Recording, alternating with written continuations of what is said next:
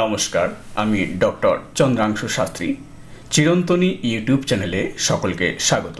আজ এই ভিডিওতে আমি জুলাই 2024 মিথুন রাশির মাসিক রাশিফল নিয়ে আলোচনা করব।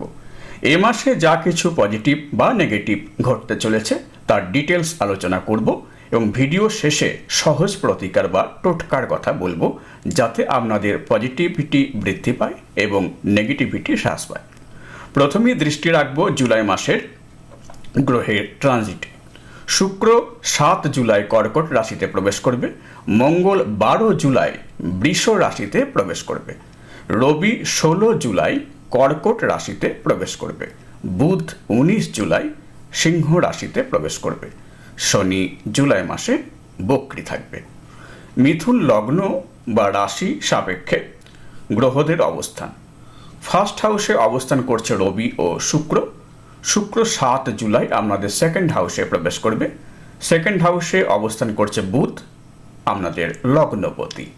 19 জুলাই রাত 8টা 8 পর বুধ কর্কট রাশিতে অবস্থান করবে।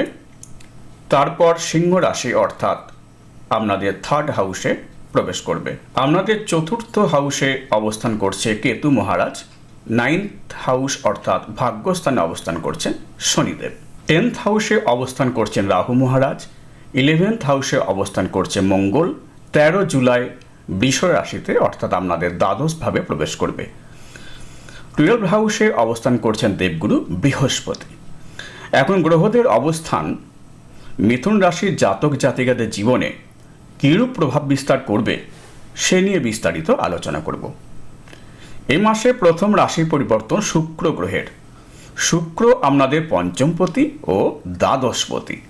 শুক্র 7 জুলাই সানডে 6টা 37 PM কর্কট রাশি অর্থাৎ আপনাদের ধন ভাবে প্রবেশ করবে। শুক্র হলো লক্ষ্মী। লক্ষ্মী গ্রহের অবস্থান আপনাদের ধনস্থান অর্থাৎ লক্ষ্মী স্থানে। ফলে আপনারা জুলাই মাসে শুক্র আপনাদের পঞ্চম স্থানের অধিপতি, সুতরাং পঞ্চমপতি ধন স্থানে অবস্থান করায় এক অতীব শুভ যোগ সৃষ্টি হবে। লগ্নপতি তথা চতুর্থপতি বুধের সঙ্গে সহাবস্থানের ফলে লক্ষ্মী লাভের অর্থাৎ সমৃদ্ধি লাভের পথ প্রশস্ত হবে এই মাসে অর্থাৎ জুলাই মাসে। চতুর্থ ঘর হলো প্রপার্টির ঘর, তাই চতুর্থপতি বুধের সঙ্গে দ্বাদশপতি শুক্রের অবস্থান প্রপার্টি বিক্রয় শুভ যোগ সৃষ্টি করবে, যেমন তেমনি প্রপার্টি ক্রয় করার ক্ষেত্রেও যোগ সৃষ্টি হবে। শুক্র দ্বাদশপতি হয় বিদেশ সংক্রান্ত বিষয়ে আপনারা এই মাসে অর্থ লাভ করতে সক্ষম হবেন। এই মাসে দ্বিতীয় রাশি পরিবর্তন হবে মঙ্গলের। 12 জুলাই সন্ধে 7টা 12 মঙ্গল আপনাদের 12th হাউসে প্রবেশ করবে। মঙ্গল হলো আপনাদের একাদশপতি ও ষষ্ঠপতি। ষষ্ঠপতির দ্বাদশে অবস্থান কি হলো? বিপরীত রাজযোগের সৃষ্টি করলো। 12th হাউসে অবস্থান করছেন দেবগুরু বৃহস্পতি। মঙ্গল ও বৃহস্পতি যুগ্ম দৃষ্টিতে আপনাদের 6th হাউসকে দেখবে, ফলে লিগাল প্রবলেম এ মাসে সলভ হওয়ার সম্ভাবনা বেশি। মঙ্গল 12th হাউসে অবস্থান করলে তার দৃষ্টি পড়বে আপনাদের সপ্তম ভাবে, ফলে বৈবাহিক জীবনে আগামী 1.5 মাস সমস্যা থাকবে। দ্বাদশে মঙ্গলের অবস্থানে মঙ্গল দোষের সৃষ্টি হয়। পরবর্তী রাশি পরিবর্তন রবি অর্থাৎ সূর্যদেবের। রবি 16 জুলাই আপনাদের লগ্নভাব থেকে দ্বিতীয় ভাবে প্রবেশ করবে। সূর্যের সেকেন্ড হাউসে প্রবেশে ইনভেস্টমেন্টের সুযোগ বৃদ্ধি পাবে। গৃহের দীর্ঘদিনের সমস্যার অবসান হবার সম্ভাবনা রয়েছে। আপনাদের লগ্নপতি তথা চতুর্থপতি বুধ 19 জুলাই সিংহ রাশিতে অর্থাৎ আপনাদের থার্ড হাউসে প্রবেশ করবে। লগ্নপতি তৃতীয় অবস্থান এক অত্যন্ত শুভ যোগ। জীবনে উন্নতির গতি বৃদ্ধি পায় এবং জীবনের অনেক অপরচুনিটি আসে। শনি মহারাজ জুলাই মাসে বক্রী থাকবেন, কথা মনে রাখবেন। ভিডিওতে পরে এর প্রতিকারের উল্লেখ করব।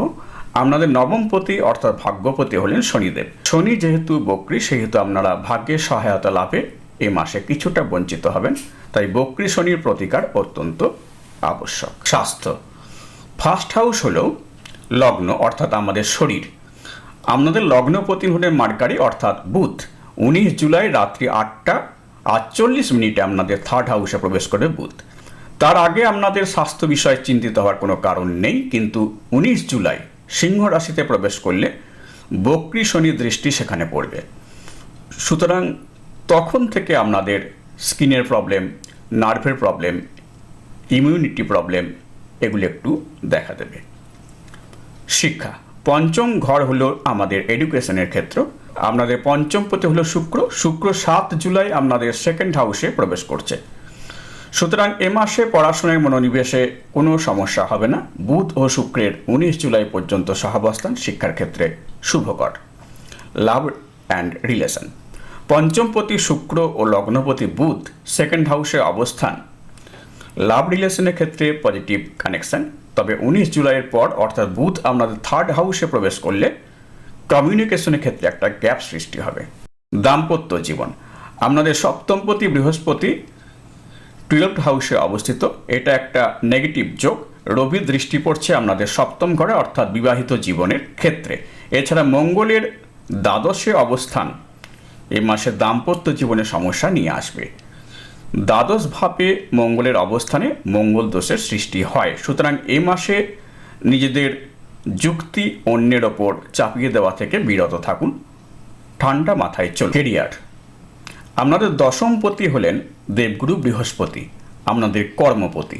দেবগুরু বৃহস্পতির দ্বাদশে অবস্থান কর্ম পরিবর্তনের ইঙ্গিত বহন করে। যারা বিদেশে কর্মরত আছেন তাদের ক্ষেত্রেও উন্নতি অবধারিত। যারা বিদেশে চাকরি করতে ইচ্ছুক তাদের ক্ষেত্রেও এ মাস অত্যন্ত অনুকূল। জুলাই মাস ব্যবসার ক্ষেত্রে মোটামুটি যাবে। 19 জুলাইয়ের আগে মোটামুটি অ্যাভারেজ যাবে, কিন্তু 19 জুলাইয়ের পর ব্যবসা ক্ষেত্রে কিছু সমস্যা আসতে পারে। প্রতিকার, মঙ্গলের বীজ মন্ত্র সকালে স্নানের পর উচ্চারণ করবেন ওং অং অঙ্গারকায় নমঃ 108 বার। বগলামুখী যন্ত্রম বাড়িতে স্থাপন করবেন এবং মন্ত্র উচ্চারণ করবেন ওং হ্রিং বগলামুখী। বগলামুখীকে হলুদ ফুল এবং তুলসী পাতা ও গঙ্গা জল অর্পণ করবেন। বৃহস্পতির বীজ মন্ত্র উচ্চারণ করবেন ওং ব্রিম বৃহস্পতে নমঃ সকালে স্নানের পর 108 বার। শনিবার নিরামিষ ভোজন করবেন। শনিবার শনি স্তোত্র পাঠ করবেন অথবা শ্রবণ করতেও পারেন।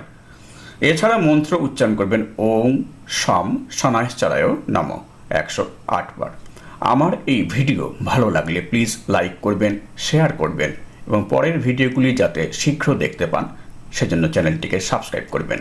ভালো থাকবেন, সুস্থ থাকবেন। আজ এই পর্যন্ত, দেখা হবে পরের ভিডিওতে। নমস্কার।